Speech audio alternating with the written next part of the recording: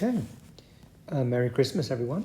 It's Christmas Eve, and I'm going to go through this exam paper which I prepared a few weeks ago, and it's the final one that my students can use as a practice exam during the holidays in preparation for their January Unit 4 exam on physics from the International A-Level Edexcel. This is the exam which was taken by students last summer. So it's from May 2024. For those of you who are studying Unit 4, you will know that Unit 4 covers further mechanics that includes circular motion fields, mainly electric fields and magnetic fields, and particle physics. Okay, so without further ado, let's get into it. Okay, the first 10 questions are multiple choice, and these papers are also very useful if you're taking the linear exam, which would be paper 1 of the A-level exam for linear.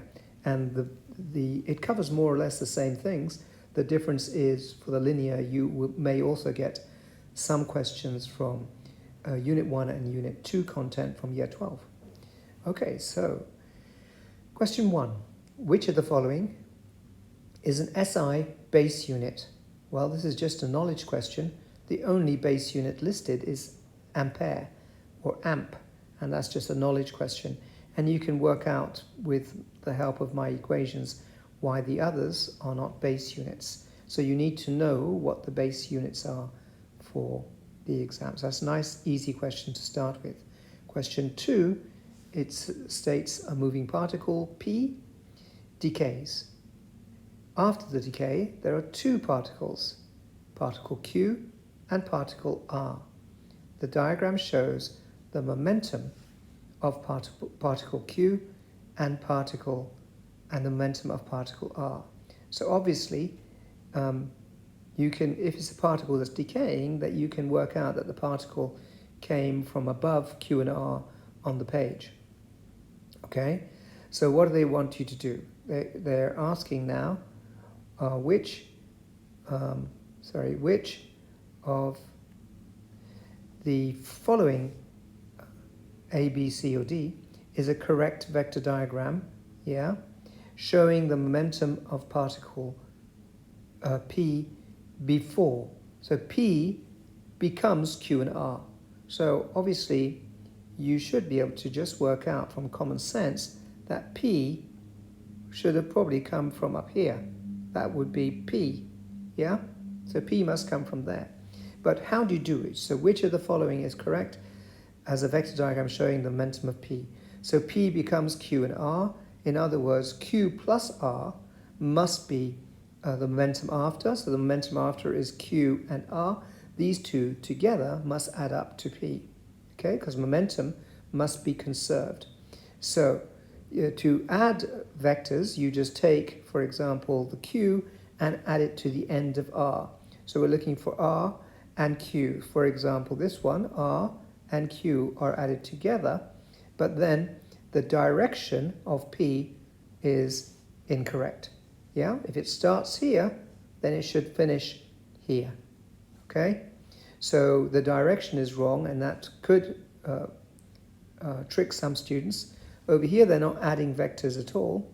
Yeah, they're just showing that they just made a triangle. R and Q have not been added there. And here, R is going downwards, correct. Q is going downwards correctly. But what they're doing, they are adding R to minus Q. So R and Q are not added, but R is added to minus Q because the direction of Q is going, so that if you add R here, and then you want to go this way, you will also get a minus direction of Q. So the direction upwards will be minus Q, but then again, or you could say this is Q minus R, yeah? If you go the other way, if you start from here and you end up here, that will be Q minus R because the direction of R is reversed. And P doesn't equal Q minus R, you want P to equal Q plus R. So that leaves only D as hopefully the correct answer. So here you see you've put Q first, and then you've taken R and added it on to the end of Q, and this time the direction that you start from here, you finish from there, is correct. Starting point, finishing point, and P is between them. So D is the correct answer. So that's a good lesson on vector addition, which is really from year 12. Question 3 and 4 refer to the information below. A current carrying wire is placed between two bar magnets, as shown.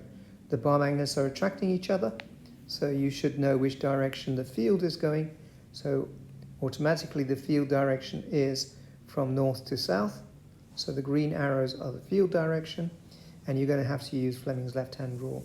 The current is into the page. That's what the symbol shows you, X into the page. So which shows the direction of the force. So you've got to work out, using Fleming's left-hand rule, which way the wire will be pushed, up or down it will be. So you put your, it's a left-hand rule, so you put your first finger in the direction of the field, so that would be in direction of the green arrows I've drawn. The current is going into the page, so that means that if you do the second finger in direction of the current, you will see that the wire will be pulled downwards, okay, or pushed downwards. So the force is A. Okay. Question 4 is the same diagram. When the magnetic flux density of the situation that we just went through is given as 0.024 Teslas, and the force on the wire is given as 4.8 times 10 to the minus 4 newtons. The length of the wire in the field, the length that interacts with the field, is given to you as 0.010 meters. Yeah, so all the data is given to two significant figures. Yeah, so everything is to two significant figures in the data provided. Which of the following gives the current in amps? So the equation they want you to use is F equals BIL. There's no need for sine theta because everything's at right angles in the diagram. Now, but they want you to change the subject to make I the subject of the equation. So that's what we're determining. We know everything else from the data given, F, B, and L. Put the numbers in. F is 4.8 times 10 to the minus 4 divided by B divided by L. And you'll see that the only answer that could be incorrect is C. Question 5. Cyclotrons use electric fields and magnetic fields to give particles very high energy. Okay. Which of the following statements is true? So it is a positive concurrence. We want to agree with which statement for charged particles. So the answer I've put is A. So the particles are accelerated by electric fields and magnetic fields. Now remember, accelerated could be change in speed or changing direction.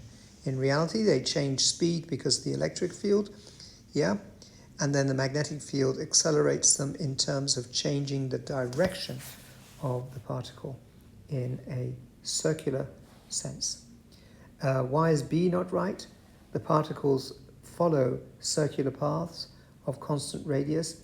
Well, in cyclotrons there are two Ds with gaps, so it's not quite a circle. So you need to go and look at a diagram of a cyclotron and to see that it's not exactly circular paths if you study it. C, it says the electric field changes direction when the particles are in the gaps. Yeah, well, it doesn't change direction when the particles are in the gaps. In the gaps, it accelerates in terms of velocity. Okay, it actually changes direction in the Ds because that's where the magnetic field is in control of what's going on. And then the magnetic field changes direction when the particles are in the gaps. So that's the same problem. It's not when it's in the gap. In the gap, you get the electric field accelerating the particle in terms of its speed. Okay? So make sure you know everything about cyclotrons, because it's a common exam question and often a 6-mark exam question where you got to be able to explain exactly what's happening inside a cyclotron.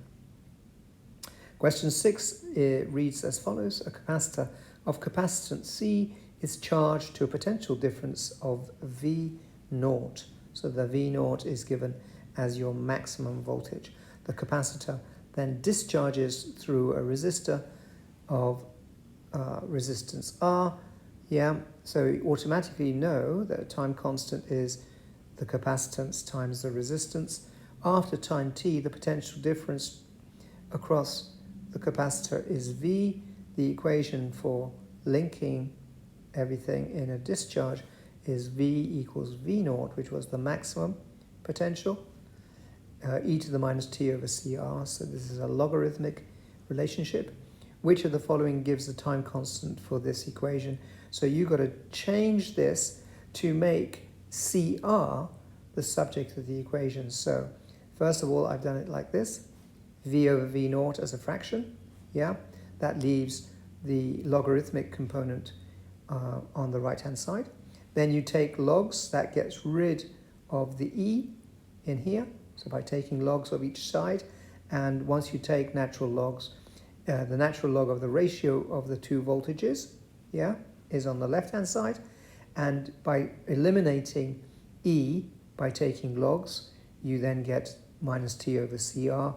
You can then change the subject of the equation to make CR the subject, yeah, and that leaves minus t, and then you have to divide by what's on the left-hand side, which is divided by the natural logarithm of the ratio of the two voltages, okay? And you'll see that that comes out to D. So this is a bit of algebra using logs, okay? Hope that makes sense. Question 7, it says, in the early 1900s, scientists carried out alpha particle scattering experiments. That's Rutherford's experiment. Which of the following statements is not a valid conclusion? So they always put not in bold to make sure you don't misread the question. Okay, so most of the atom is empty space. That was one of the conclusions. The nucleus is made of neutrons and protons. That's true, but it wasn't one of the conclusions of that experiment. They hadn't discovered neutrons yet. Neutrons were discovered in 1932, and I think this experiment was done about 20 years before the discovery of the neutrons. They knew that it must have a nucleus, that there is a concentration of charge in the atom, and they knew that there's a concentration of mass in the atom, and that's what led to the nuclear model of the atom. It took the place of what they had before, which was called the plum pudding model, Thomson's plum pudding model. So this became the nuclear model of the atom, which we still use today. Question 8, it is showing you a ball. It's about a ball colliding with a wall. Yes, so a ball colliding with a wall moves off, obviously, in the opposite direction after it collides. The wall exerts a force on the ball during the collision, and you can see, obviously, the ball's going to get squashed, yeah? And when it's the most squashed, the force will be the greatest, and then it kind of reshapes itself, and the force diminishes, and it takes this much time from here to here to get deformed and then to get reformed, if you like, from deformed to reformed into its natural shape, okay?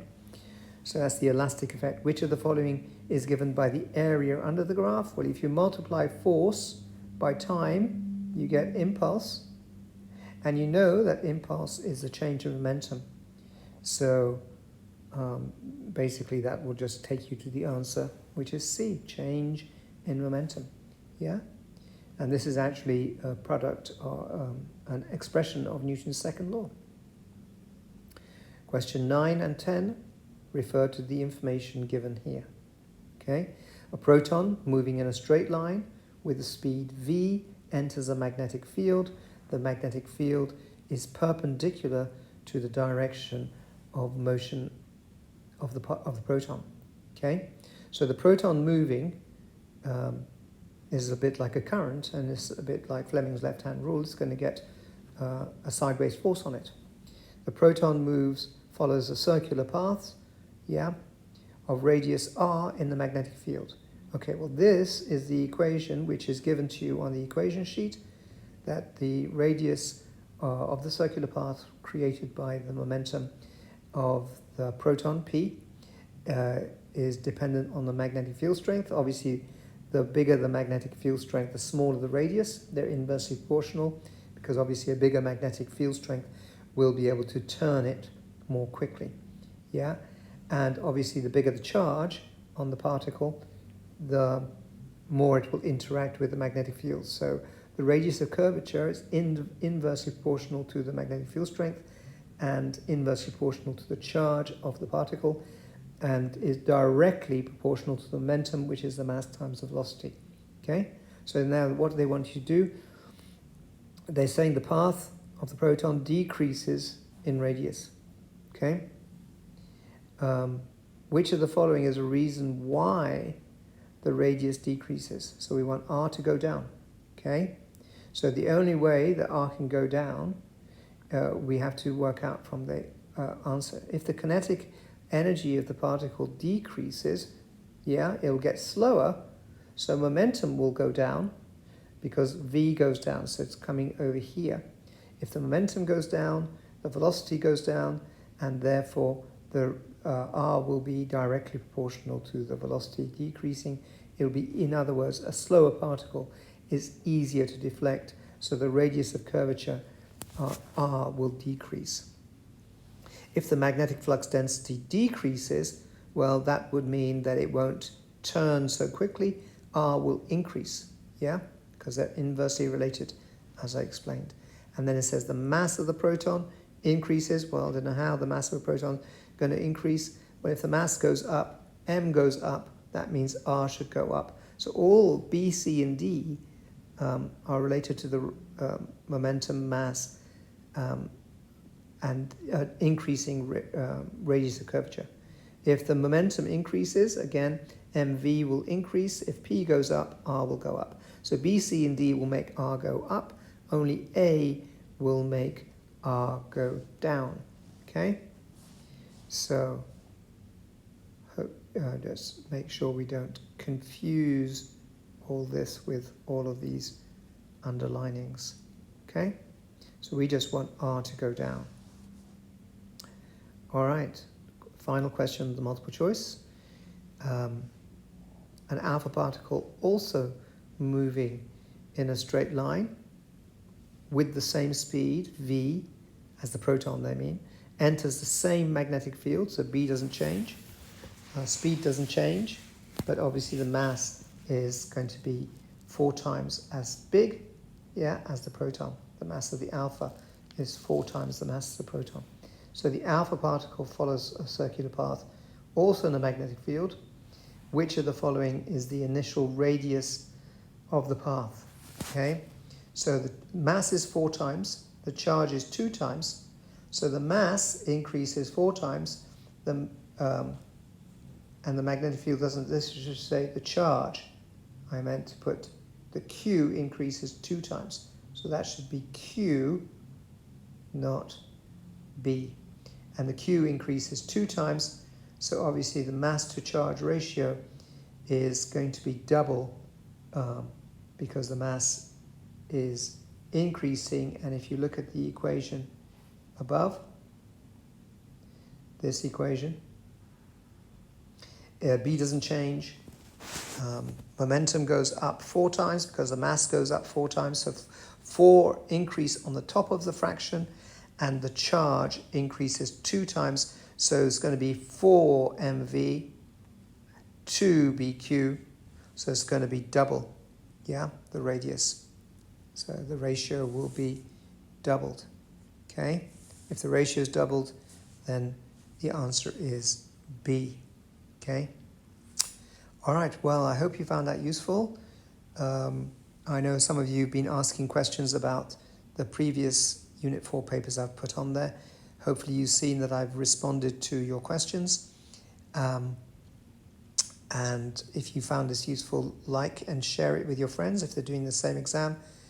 I saw someone from Austria replied, so it's good to see that my videos have reached Europe.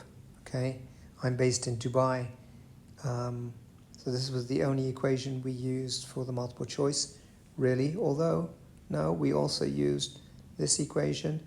We know about the time constant, so really you should become familiar with these equations and start using them as much as possible. Now, if you're my students, make sure you've done your paper before you go through my answers, and then do the corrections. So do it under exam conditions if you can. Use it as a final practice before you come back to school. And make sure if you're from other schools that you've subscribed so you see when other videos will be uploaded. So that's the end of the first section, and I'll do some follow-up videos when I get a chance. Hopefully some more today. Okay, bye for now.